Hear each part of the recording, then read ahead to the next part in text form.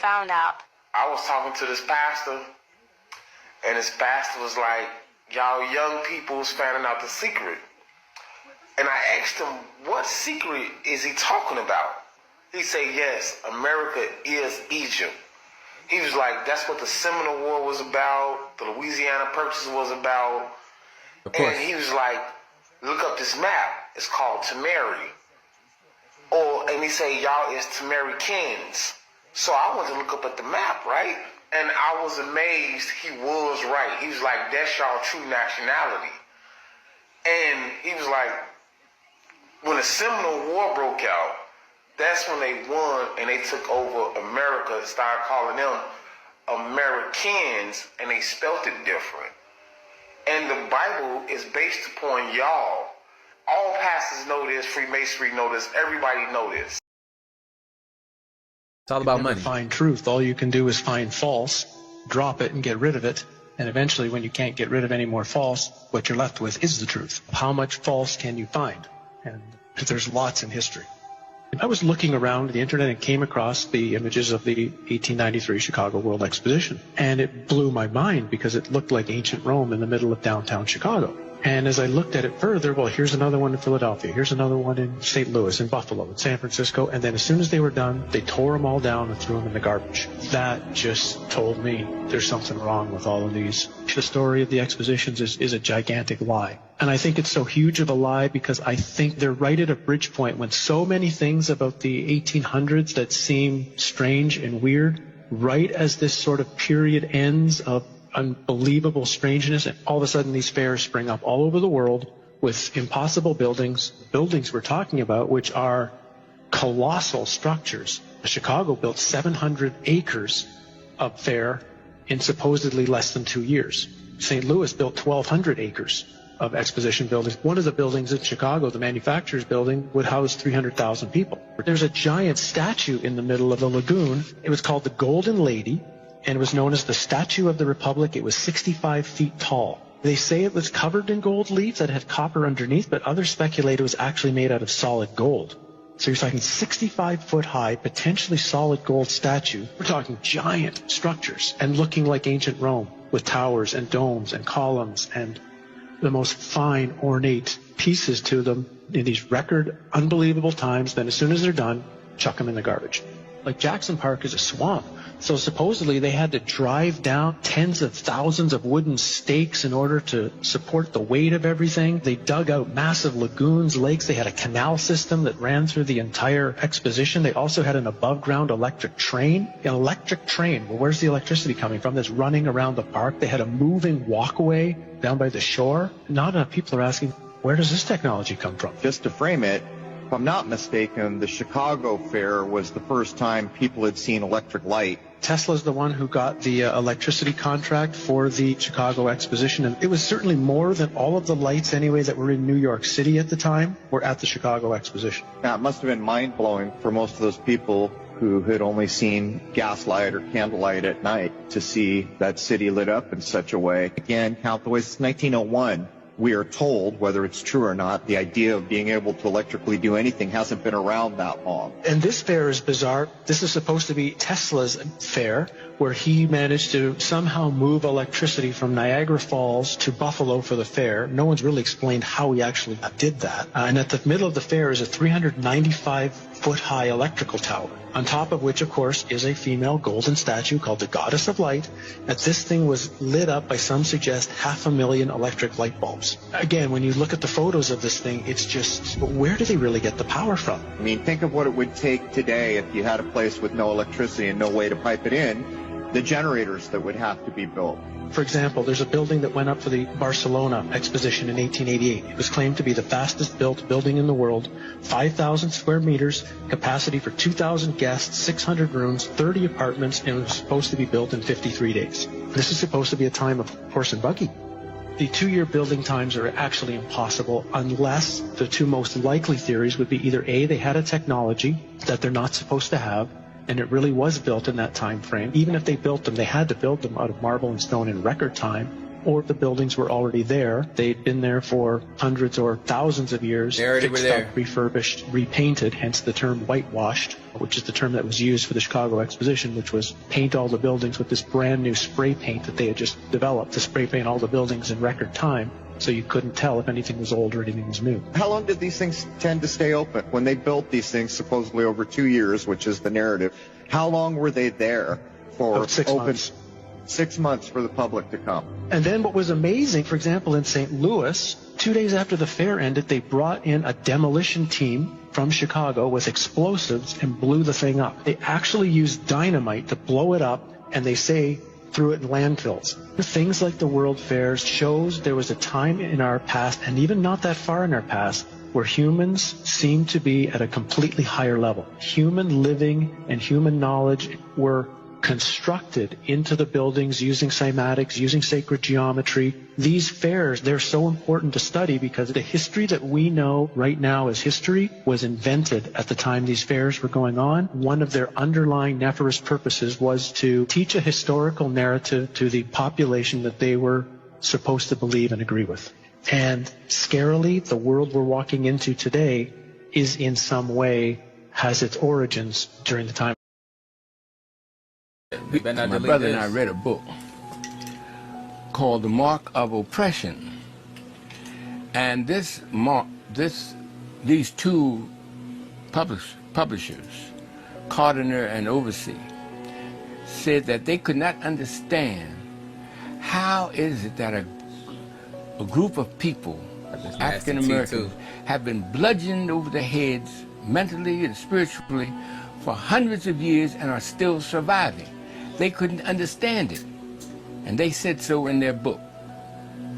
The answer came out in 1996, why it is that not only have African Americans survived the worst mental and spiritual bludgeoning of any people in recorded history, but they are becoming champions of everything in which there is a level playing field. No matter what it is, we predominate in every field. This is why they won't teach our children African history, because they know that once our children get on the same level playing field as their white counterparts, that they will dominate just like we dominate in basketball, baseball, football, track and field, and anything else in which there is a level playing field. So that while they teach their children about the greatness of their European ancestors, they won't teach our children about the greatness of their African ancestors, because then that would be a level playing field in academia, and they know that we will predominate just like all of these examples we've given them, that our children predominate when they know who they are from the African historical point of view. Now here's what I found out in 1996. A group of geneticists wrote this book. Little tiny geneticists. Can you identify where they're from and the group, how it came about? Yeah, okay. All right, sure. Yes, indeed. As an organization is called the American Association for the Advancement of Science. The American Association for the Advancement of Science. Now this organization is composed of people who study about DNA and the genome. And you've been reading about the DNA and the genomes. Well, this group of scientists came upon an idea by accident and at first that different groups of people had different numbers of DNA series. Explain that. Now, a DNA series means that when your DNA is located, and say they get a hair from your head and they subject it to certain tests, they say, well, this is the DNA of Minister Brown, and yours is different from everybody else in the world, all right? Then they found further that not only are their DNA series different, but the number of DNAs in there are different in different groups. whites have a different number of DNA, and blacks have a different number of DNA series. Apes have a different number of DNA series. Then they found this amazing thing, that the greater the number of DNA series, the smarter the person, the group is, the greater the probability of genius within that group. So they tested the orangutans, these 15 geneticists from around the world. Now, these geneticists came from 9 different universities. And we have here on the cover of the pamphlet they put out the names of these geneticists. And you can see them right there, right beneath the title of this pamphlet. Now this pamphlet, most people have no idea what it means. But hey, most of y'all ever see that, y'all would not crack that motherfucker open it and read it. Just look at the title. Look at some shit y'all ain't gonna read, but this is interesting. Breaking it down, and after you study it, some of y'all, and have it explained to you by a geneticist, a trained geneticist, you will find that they're talking about DNA series. Now here are the names of these 15 geneticists from around the world: University of Japan, University of China, Yale University is the headquarters of this organization called the American Association for the Advancement of Science. And you see it down there. Now this was copyrighted in 1996. Copyrighted, 1996.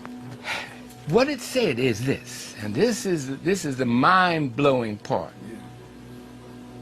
It said that when they tested the orangutan, they found out he only had 3 DNA series. When they tested the gorilla, they found that the gorilla has 4 DNA series because he's a little smarter than the orangutan. They tested the chimpanzee, which is an ape, and found that he had 5 DNA series. Then they went all into the different races of the world. They went into Europe and tested the DNA series of the English, the French, the German, the Spanish, the Russian, Appreciate the $10. Appreciate you. and found they had 6 DNA series. Then they put all of this, what they found from around the world, on a map. And this map really is called the intelligence map of the world, because they tested 116 different human groups and found their DNA series numbers. All of them, all over the world, have 6. And they put the numbers in form of a little flag that you can see on this map. These little flags have a color. Y'all getting hip tonight. And they show, oh, this is upside down. I'm sorry. Yeah. And they, hey, just because they ain't teach you this in school does not mean it don't exist, man. A lot of stuff, man, look, they're gonna put it in these books. A lot of them, they're patent or copyright something just so nobody else can make that same book, and the government to put that shit away just so they won't. It can never be circulated in the masses. I can never figure out. But this is the information age, and can't hide nothing from us. Be on you. they showed Clearly that the English have only 6, and all into Europe, only 6. Went over into Japan and China, and they only have 6. Over into America, which is predominantly European, and they only have 6.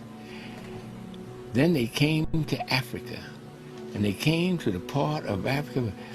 Now, all the rest of them, they put in little flag colors. Those flag colors are orange, red, if you notice. But when they came to Africa, found out that the African people have 9 DNA series. From here, just below the Shanghai Empire, You crazy, down right? to the foot of Africa. All those 10 nations, of which African Americans descended from one of them. We have 9 DNA series, the greatest possibility of genius in our group. Now it's answered this age-old question. How can a people survive being told they're nothing for 400 years, never allowed to learn that they came from beautiful cities and told they came from a jungle? How could a people survive? How can a people become champions in everything they touch? Because they have 9 DNA series, while the rest of the world has only 6. This is why they copyrighted this. And you'll notice on the outside of this, now this map is taken, I took this map right from this page here. And I blew it up so that the world could see it. Even though this is copyrighted, I can't let you have this book because it's copyrighted. The title of the book is called Global Patterns of Linkage, Disequilibrium at the CD4 Locus and Modern Human Origins. Global Patterns of Linkage, Disequilibrium at the CD4 Locus and Modern Human Origins. Now you have to be a geneticist to even know what they're talking about. Right. But when we broke it down and interviewed Dr. Kidd, the head, he's the chairman at Yale University. He broke it down into plain, everyday English so that the world would know that the African American is descended from those people who gave to the world the Great Pyramid, gave to the world science, gave to the world mathematics. A black man named Amos gave algebra to the world 3,700 years ago. It's in the world books, it's in the encyclopedias. They don't want our children to know this, because then that would make the playing field level for white children. And you know what happens when they made the playing field level in basketball and allowed black men to play. Out of 29 of the top-seeded players in the world. Hey, real talk though, like yeah, you know what happened. Like I remember I forgot exactly which movie it is, but they were talking all kind of shit about black people are not smart, they're not intelligent enough to win a game because we're less than human and shit. But then the coach started all those black dudes and wiped the floor with their asses. That was look, man, since we've been integrated to everything, man, look, man, you're fucking liar if you don't see what's going on. It's clear as day. But, like I'm saying, like I'm not one of these people that feel like I'm just better than everybody, but we just point out the differences. It's real. It's good to know a little bit of something about you because it's been hidden all your life, don't it? Real talk. It feel good to hear something about yourself though, right? Understand who you are. That's why I keep telling y'all. Just understand who you are. My people, we ain't wicked. We ain't evil. We ain't none of that, man. A lot of dope, good people in this audience right now. Of all colors, all kinds. Real talk. But one thing the world got to know: my people ain't evil. We ain't on none of that bullshit. Somebody said I curse too much. Look, man, this is what I choose. I'm happy with. Today, 28 are African American. When they opened up the Penn Relays, when they opened up the Olympics and allowed blacks to run back in 1932, we've won all the gold medals. And the same thing will happen in the classroom when they allow our children to learn their African history. That's what this is saying. Dr. Robinson, are you saying that the African American also has 9 strands of DNA? I am saying that we are descended from the West Africans who have 9 DNA series on this map. That these geneticists, you see the green down here? Well, that's where we're from. That's where African Americans are from. Did they test African Americans? They couldn't, they tested Americans as a group, whites. And they have 6. They didn't test African Americans because they know that we are the same people from West Africa. So they didn't have to? Didn't have to. Okay, that's true. That's true. How is it that you think that this evolved, that we evolved with 9 strands 9. below the Sahara? Well, it tells you in here. This book tells why. Preemie babies, leaving the mother's womb too early, never develop to the same height that a baby that runs a full term. Right? Yes. White folks in the China, all mankind arose in Africa. All mankind arose in this part of Africa. You right dropping some here. gems, y'all. It's called the womb of Africa. That's the womb of Africa over here. Right there. Between the Middle East. No. That Kenya. Uganda. Yeah, that area. All mankind arose there. The great-granddaddies of white folks, great-granddaddies of Chinese, great-granddaddies of Japanese, our great-granddaddies, all of us look the same. All look like apes. That was called Australopithecus. I don't know how technical you want me to get. Australopithecus was the granddaddy, great-great-granddaddy of all races. Now, they left the womb 800,000 years ago. Whites left the womb and wandered up into Europe, and the Chinese wandered over into Asia. And they left the womb before they were fully developed. That's why they did not develop melanin like we did. Those of us who stayed developed full term. They never developed the melanin stimulating hormone. This is why we're the only race on the planet that does not have head lice in our hair. Head lice. Head lice. They're little bugs. Yes. Yeah. Cooties, right. Cooties.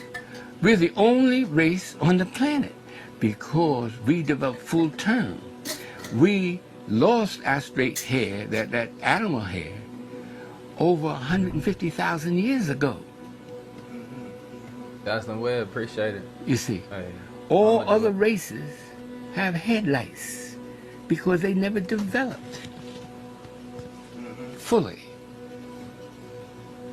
Melanin is this magical chemical Like you're not allowed. I that appreciate is it. developed on the 5th layer of the epidermis of your skin.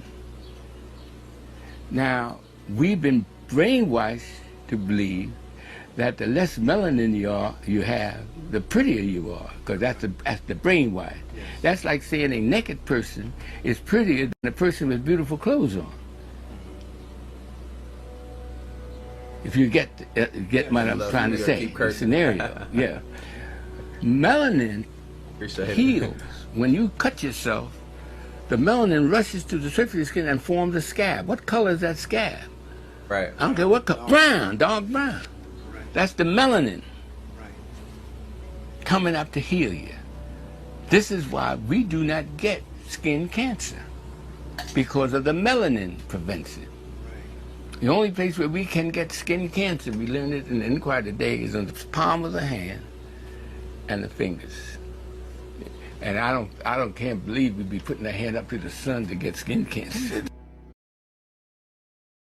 What happened to the Empire of Tartaria? There are some people who believe that our civilization was built on the remnants of an ancient civilization that predated ours by thousands of years and was far more advanced. But our current civilization wiped it off the map and erased all history of it. That lost civilization is the Empire of Tartaria. Now, I don't know because I wasn't there, but what if this was true? What could have caused a civilization so advanced to collapse and disappear overnight? A civilization that had mastered air travel, communication, and even had unlocked the secret to clean, renewable, free energy. Proponents of the theory that Tartaria existed have an explanation.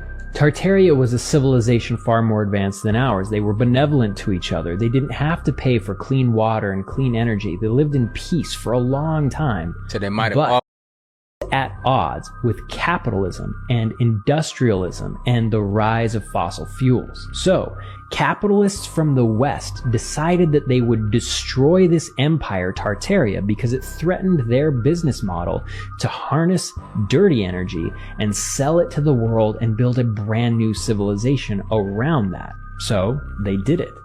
These early pioneers of the technology that we all enjoy today supposedly were the ones that used that technology to destroy Tartaria completely, and governments from around the world erased them from the history books so that none of us would remember that we're actually living in a post-apocalyptic world right now.